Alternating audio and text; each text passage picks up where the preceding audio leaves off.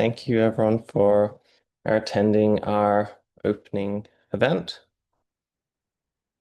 We're just going to go over last year's competition, have the winning teams present about their team structure, advice for new teams and continuing teams. Their recordings of their actual finals presentations are available on our private content webpage, which once teams register, we will pass on that code and then go over the 2026 competition. So, just taking a step back, Heart Hackathon is a total artificial heart design competition. The aim being to inspire the next generation in cardiovascular innovation. It started back in 2021 at Monash University in Australia. We then launched in 2022 with our first competition concluding in 2023 with 9 teams. Over the next 2 years, we have slowly grown such that last year we had 13 teams participate with about 140 students, had 8 sponsors, and at the conference there was 15 abstracts presented. So we had 13 teams from 10 different countries across 5 different continents shown here. Throughout the slides, I'll have this little URL, which is just on the main web page. You'll see all teams where you can find out more details. We recently updated the web page, so now you'll be able to see all the individual teams, and they all have a separate web page which goes through all the photos, news articles, presentations, and case studies that we have on them.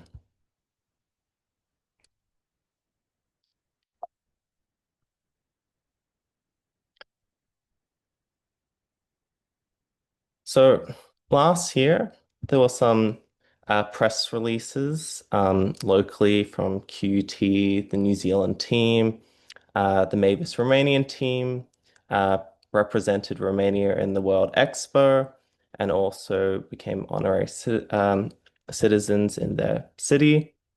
Team Bath Heart won a couple of engineering awards and presented with ANSYS and developed 3D Live.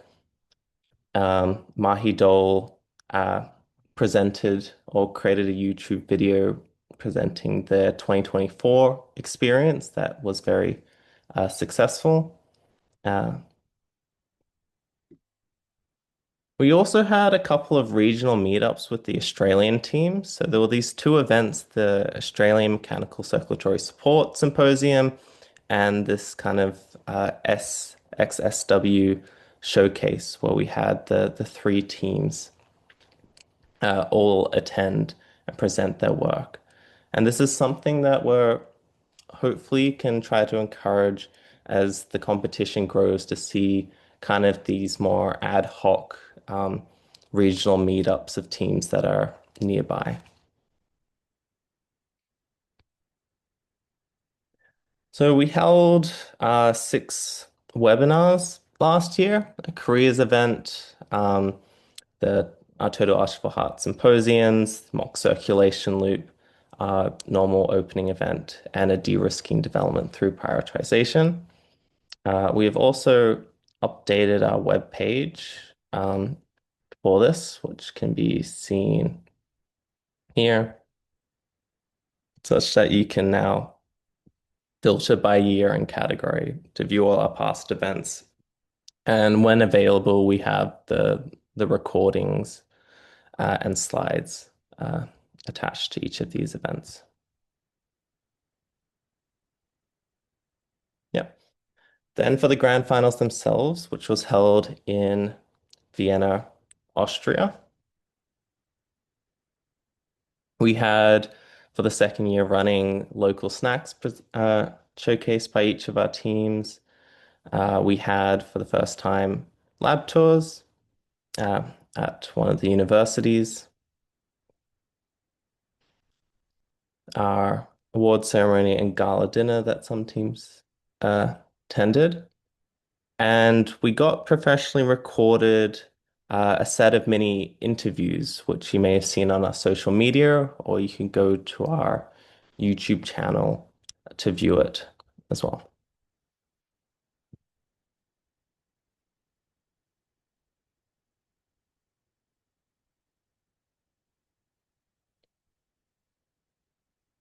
Yep.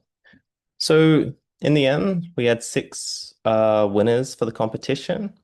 Here, most advanced design went to Team Bath Heart, best newcomer team to QUT Heartbeats, and best address challenge statement, which was a new thing we introduced last year to the Monash Heart Hack team. And for overall winners, we had Mending Broken Hearts as first place, Mahidol Cardiotech in second place, and CPU Cardiac Engineering in third place.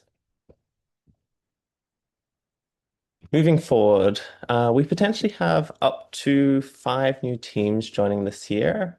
At least two seem to be a definitive yes, and we'll find out about the rest as the competition goes on.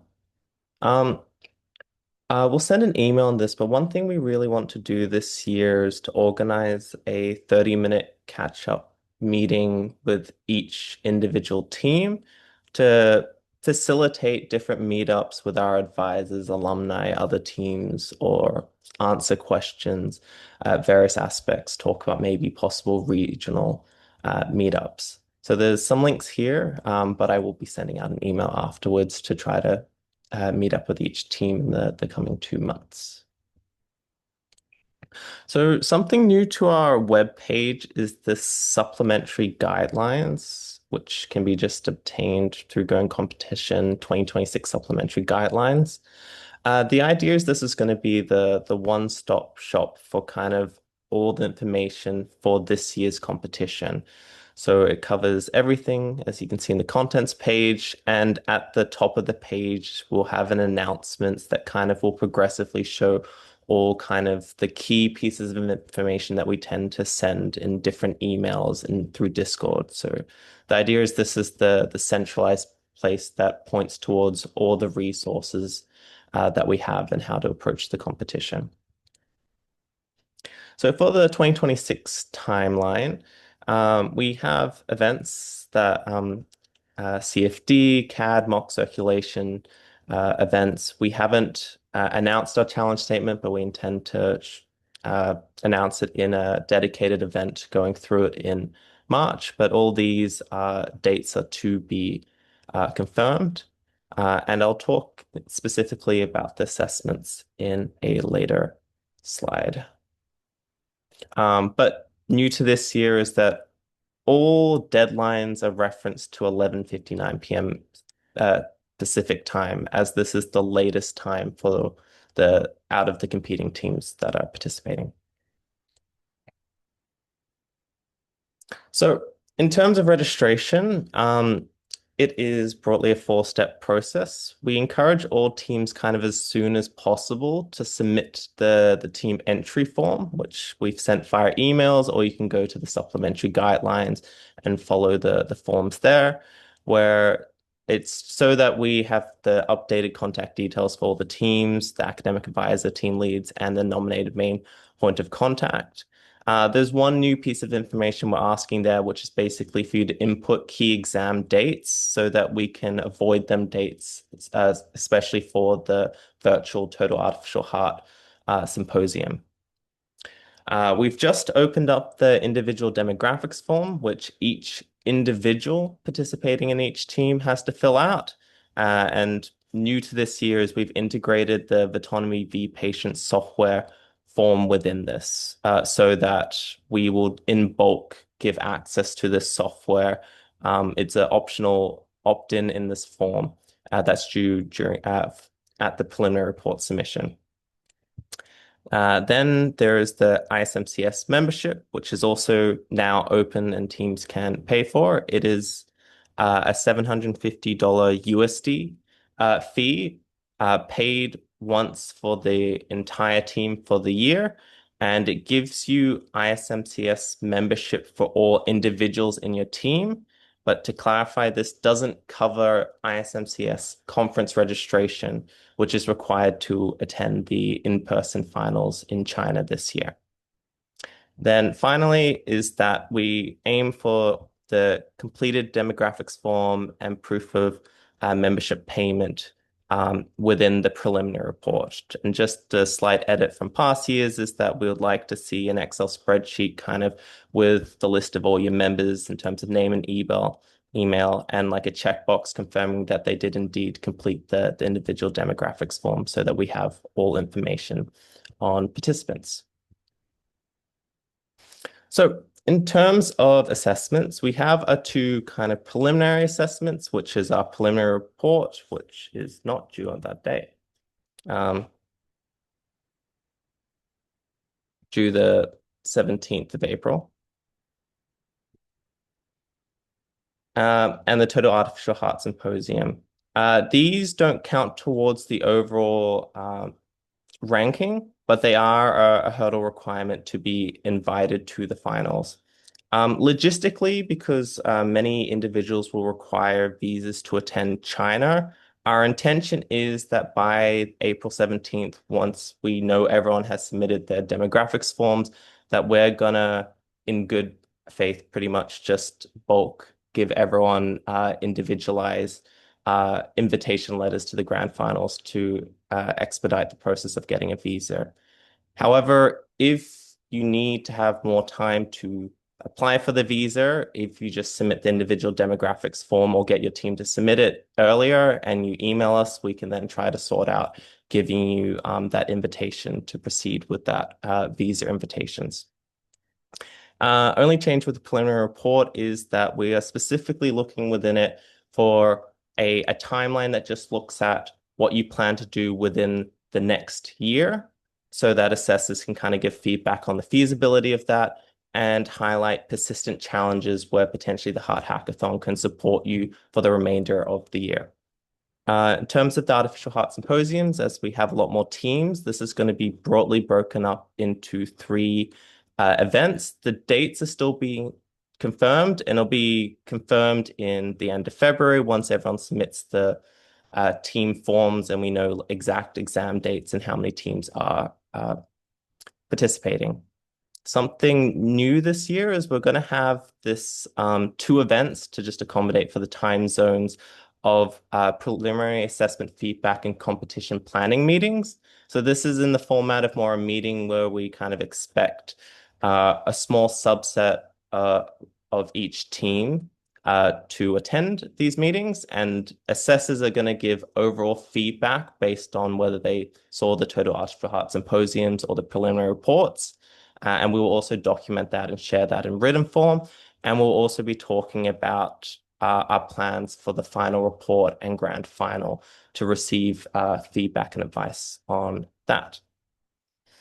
The final report has largely remained the same, and the final presentation is pending, but we're looking at doing a combination which is marked of an oral presentation plus a expo where each team gets a table where they can have a laptop poster and their regional snacks to showcase the project in a different format and maybe get more ISMCS general attendees to attend that sort of session.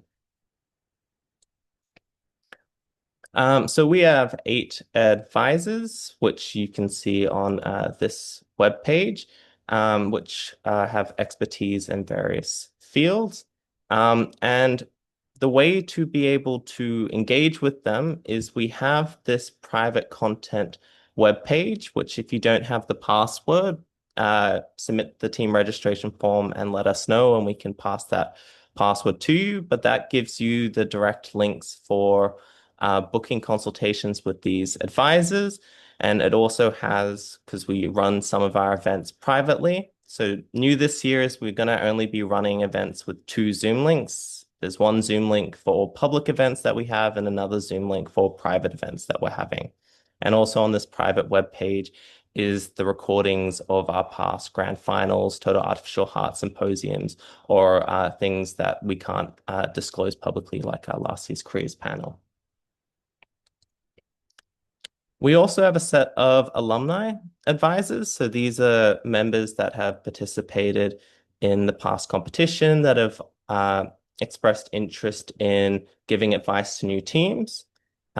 If anyone is interested in the one teams that have just presented, you're more than welcome to contact us. It's a relatively broad role, which some either directly become part of the main organizing committee and have a lot more commitment or others are more like ad hoc support to teams via Discord, or we set up meetings with new teams or continuing teams. We have our Discord, which you can find on our web page at the bottom, or this QR code. We slightly restructured it, but this is just a way to more informally chat with the organizers and other teams. And this specific thing here is that if you just put an emoji of the corresponding uh, team, then you're automatically joined to that team, and there's a private chat for all them teams to more informally chat with the organizers and the alumni advisors. So we have three case studies plus all the presentations that happened today that we're going to create into mini videos that give advice on how to approach the competition and structure a team. And also, if any of the teams are interested in writing follow-up case studies or new case study for your team, please do reach out. We're very interested in this. And finally, this is the organizing team for last year. And thank you very much.